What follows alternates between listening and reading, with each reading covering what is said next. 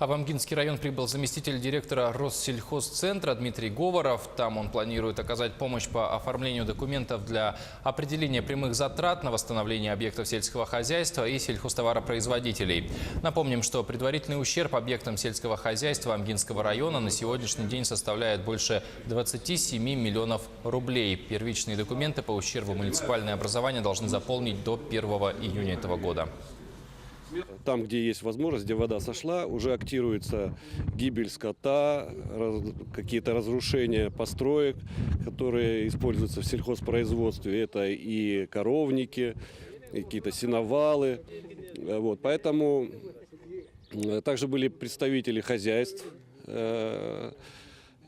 Они задавали вопросы, я по возможности отвечал. То есть, как оформить правильно документы, чтобы получить выплаты из средств федерального бюджета, какие есть нюансы, как сделать правильно фотографии. Это, в принципе, люди теперь знают, и это важно, чтобы документы не переделывать, и чтобы помощь федеральная могла дойти до каждой семьи, до каждого сельхозтоваропроизводителя.